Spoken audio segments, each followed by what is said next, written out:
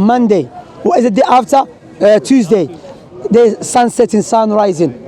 You know, one of our scholars called Ibn al-Qayyim, may Allah have mercy upon him, he said it's illogical, this universe without creator. You can see this universe is being taken care of. All the everything, understand? When one of our scholars called Sheikh Fawzan, he said that if everything is randomness, let us be true to our statement. If everything is randomness, then how come every woman give a birth to a child? Because if it's randomness, what it means, because we have to be true to our statement. Randomness meaning anything can happen. A woman can give birth to chicken give birth to a rat give birth to elephant. Because it's randomness, everything's happening. You understand? The fact that we see order, knowledge, you know, even you grow up, Allah created you as a weak child. You grew up, and you go back to what? To become weak again. Even the trees and everything, they grow up to become stronger, then they become weak. That Allah shown us, all of you are weak except Allah. All of us, you know, subhanallah. So Allah has shown that He's the all-powerful. What I'm saying to you, sister, this from a rational argument. Also from a rational argument, okay, let me ask you, who knows the future in details? No one except a creator, because why? If I create a phone, if I'm the first person to make a phone from scratch, no one knows about the phone in details except who? Except me, because I made it from scratch, yeah? Likewise, now when you come to Prophet Muhammad alayhi salatu wasalam, he said he was a messenger of the Most High, the Creator, Allah. He came with the prophecies about the future. You don't have to be a Muslim to see it. You can see it even if you are not a Muslim.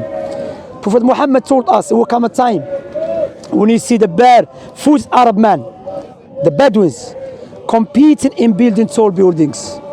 Yeah? When the Prophet Muhammad mentioned that, alayhi salatu wasalam, that was 1,400 years ago. Let me ask you, where is the tallest building in the world? Who said Dubai? Let's answer. Not cheating exam, brother. Exam not cheating, yeah? Yeah. You know, is it in Dubai, yeah? Burj Khalifa. Yeah, Burj Khalifa. Who's competing with them is Saudi. So the question you ask yourself, how a man that existed 1,400 years ago, when there was no any indication in the Arab Peninsula, when there were people of tents, they didn't even have proper houses. You know, they were barefooted people. They were shepherds. There were no any indication to indicate that will happen. Rather, historically speaking, from Muslim sources and non-Muslim sources, that the Romans and the Persians, back in those days, they were great empires. They were coming after the Prophet Muhammad's followers. So it was more likely, there was more proof that Prophet Muhammad's followers, they would perish. The Arabs, they're going to perish. But what happened? They became leaders. And what happened? They start competing in building tall buildings. The question, how a man that existed 1,400 years ago, telling us about something, not randomly, specifically, precisely. Because why? He said he's a messenger of Allah. The other thing, you know about interest? Interest, yeah. Yeah, interest usually, like banks. Yeah, when they borrow you 10,000, you have to give it back 15,000, yeah? Prophet Muhammad alayhi salatu wasalam told us, it will come a time when interest will become widespread. Even if you are not involved directly, it will affect you. Wait, this is so powerful. This cannot be coming just you guessing. No. You become widespread. Even if you're not involved directly, it will affect you. Now, but therefore, if you open a bank account, you are involved in interest, even if you don't like it. The question, how this man who existed 1,400 years ago in the middle of nowhere is coming with his prophecies. So what I'm doing, I showed you a rational argument about Allah's existence. Likewise, I'm strengthening it more stronger about this man who is coming with these prophecies, not just prophecies. I can go on about prophecies. I'll give you another prophecy that Prophet Muhammad mentioned.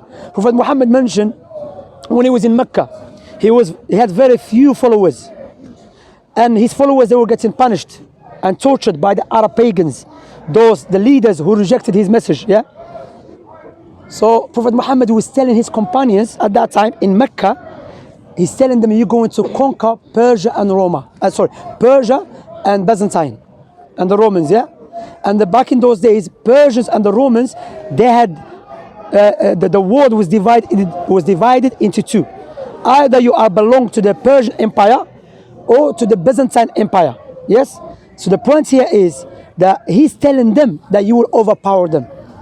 There's an English historian, he said this prophecy is like crazy. How he's telling the people, there were few of them, they were being punished and tortured, they're gonna overpower. They were scared for their lives just with their own people, like them, normal people, let alone Persia and Byzantine.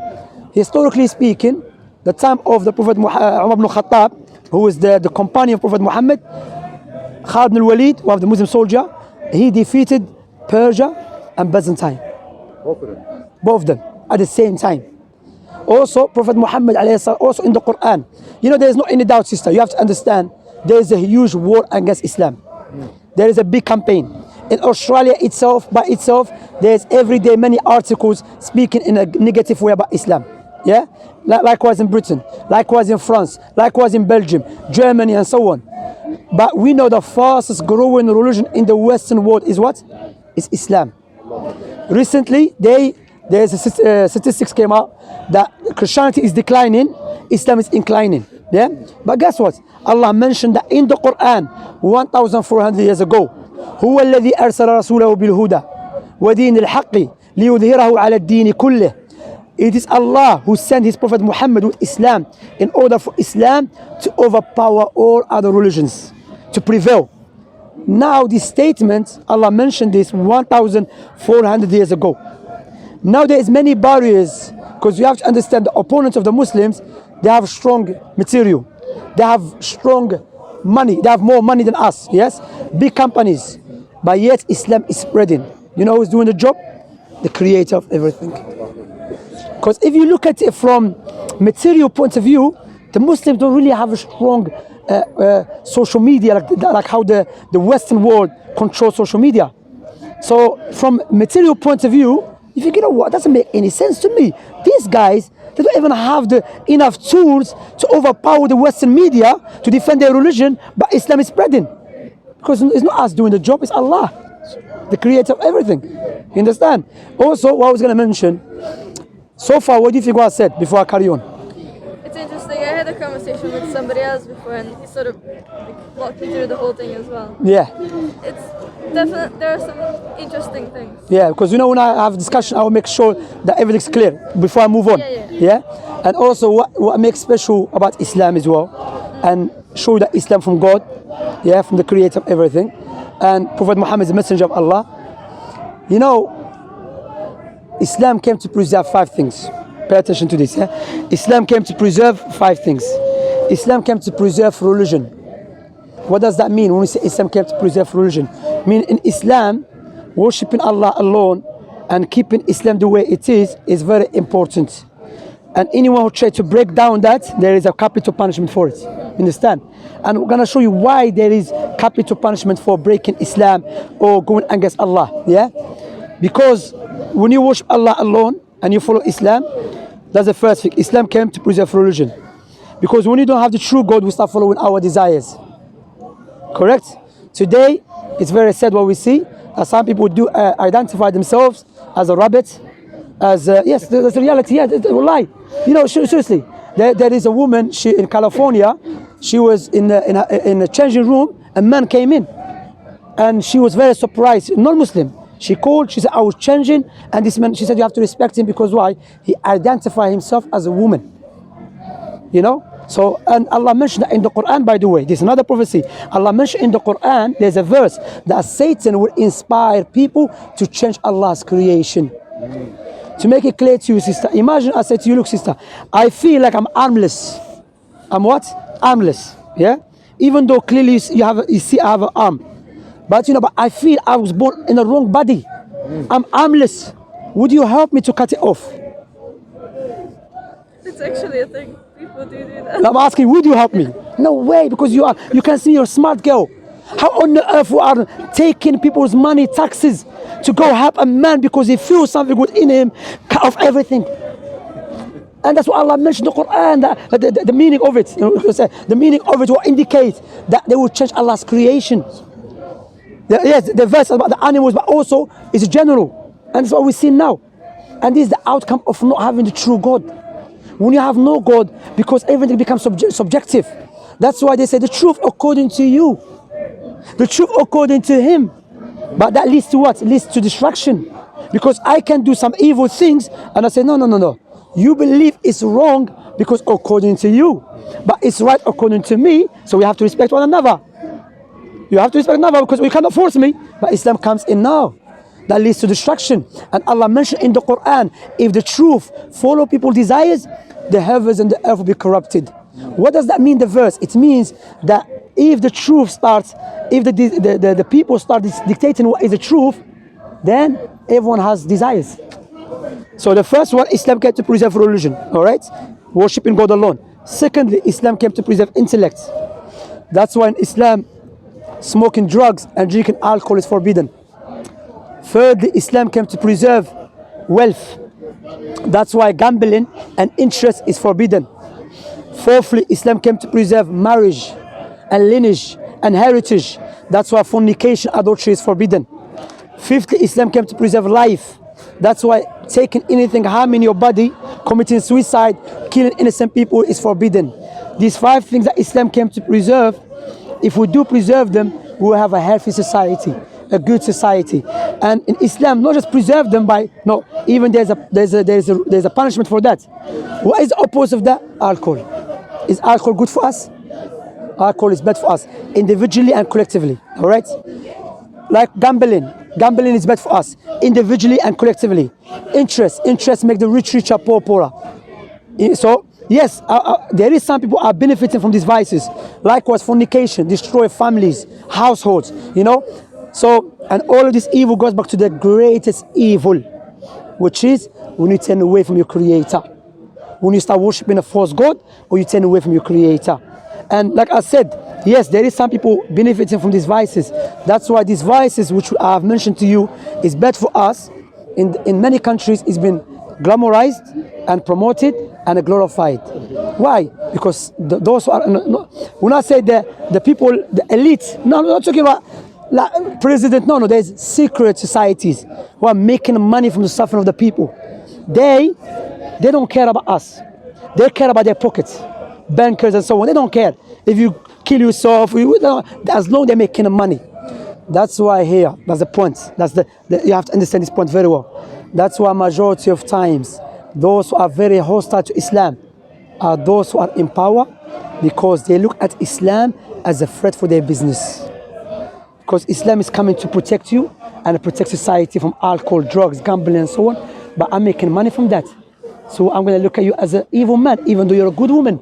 So what I'm going to do, because I'm a rich man, I'm going to utilize my money to make you look bad, even though you're a good person. How is happening now? Through the media. Yeah? But the question you ask yourself, how a man that existed 1,400 years ago is coming with a perfect way of life. On the other hand, we have these politicians who studied in the best universities around the world. They cannot resolve the problems we are facing. Because that man is a messenger of the creator of everything. And the creator of everything, when he legislates something for you, he will not legislate something to harm you. And let me show you when we do not follow God, we start following our desires. I can go to off license. You know off license, yeah? He's selling alcohol, correct? And I'm selling drugs, wal-iyadu billah. The police will come and arrest me. Even though what I'm selling can cause lesser harm than the alcohol that is being sold in off license, yes? So, and majority of crimes in Britain, according to my knowledge, because of alcohol. So why I'm not allowed to sell drugs, and why the person off license is allowed to sell alcohol, even though it causes harm and it leads people to do crimes? Because that's when you have desires. When you have desires, I love alcohol, so what I'm going to do is say alcohol is okay. I don't like drugs, so I'm going to say it's not okay. You see, and that's what Allah mentioned in the Quran. So when you say Islam is a perfect way of life. That's why it's impossible for one man to come with this legislation, detailed legislation. Because now if you have a country, you have to get experts in war, experts in economy, experts in society, experts in many things. Islamic society is based upon one man's teaching in every field, in marriage, in divorce, in war, in peace, in everything. In transactions. No way in the history one man can come with this detailed legislation, except of course Moses is a prophet. We believe that. If someone say Moses, I say, yeah, prove my point. I believe Moses is a prophet. So I'm saying when you reflect upon Islam, there's overwhelming proofs, either intellectual proofs, tangible proofs, that Islam is the truth. You see? What do you think what I said so far about this legislation and so on? Interesting. Yeah.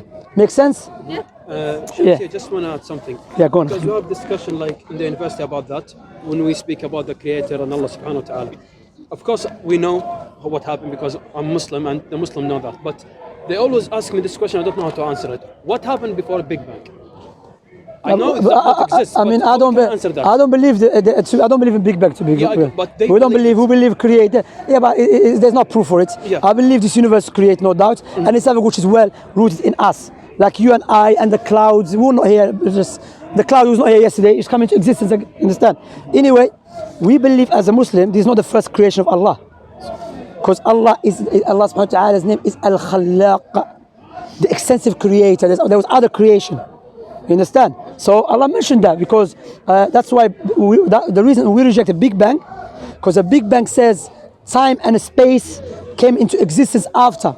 But no, in the Quran shows there was time and space before that, because the throne exists before that, the throne of Allah. Okay, there was a water before that. So the brothers out there stop using, because what happens? Some Muslims, they want to try to prove Islam is the truth, so they use science.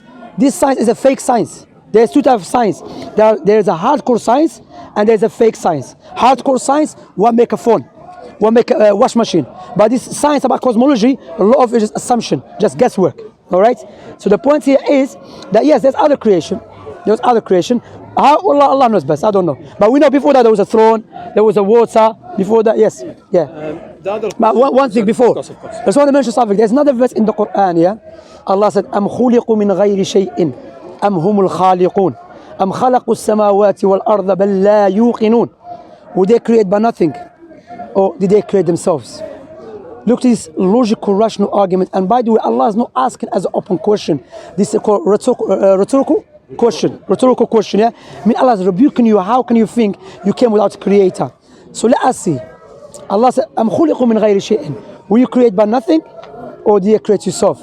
So let us see. This universe, if I say to you, this universe was created by nothing, would you accept that? Nothing, by the way, non-existent. I always thought it's maybe randomness. Randomness is not an entity. Randomness is an action that someone do. Nobody really knows what happened before the Big Bang. No, but let us reflect. Let us use our sound reasoning. Like the phone, you haven't seen the person who made the phone, and you haven't seen what happened before he made the phone. But you utilize your sound reasoning, your natural inclination to know is made.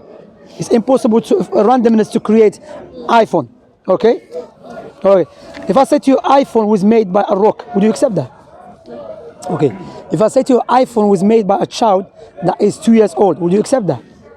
Okay. Rock has energy, by the way.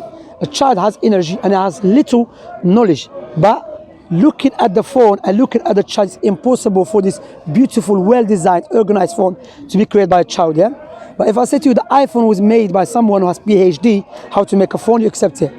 Okay? Who's more complicated and more defined and more organized? The phone or your eyes? Your eyes. Yeah. So how your eyes, you saw, like I said to you, this creation was created by randomness. By iPhone, you will not believe it was created even by a child. No randomness, because randomness is not entity, sister. Randomness is something. Imagine I'm walking and I'm just going like this. I'm start hitting people. Someone would say randomness. Randomness is not Shemsy. Randomness, you are describing action. Okay? So an action needs what? A doer. And a doer is an entity. So you are telling me randomness creates. Randomness doesn't create. Randomness needs an action. An action is doer. You see? Which doesn't make any sense. That's why, out of respect, that's what's happening in universities and colleges and schools. They tell them, say it was created by randomness or by chance. Chance is not entity. Chance is not something that exists by itself in reality. You understand? Chance is an action that you do and you just do it like that. You understand? So my point here is, I just debunked that randomness creates, which doesn't make any sense. I have respect. Wallahi, I have respect. Doesn't make any sense. Okay, either this universe, including Yusuf, was created by non-existent or by a creator who is powerful, has a perfect knowledge, which we can see the manifestation of the knowledge and the wisdom and the power. We can see. So that's why, logically speaking, rationally, naturally, you incline toward there is a creator for this beautiful creation. Make sense? Alhamdulillah. What I would say to you, look, many people